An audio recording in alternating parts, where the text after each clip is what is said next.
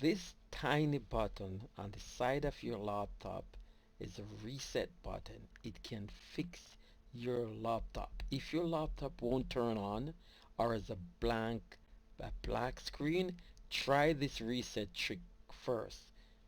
Using a paper clip or a simple clip that comes with your phone, put it in the hole and press and hold for about 15 to 20 seconds. This will cut power internally.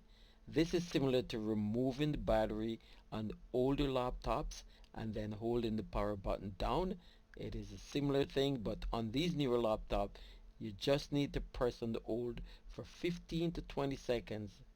I will show you full troubleshooting steps on my channel. Check for more.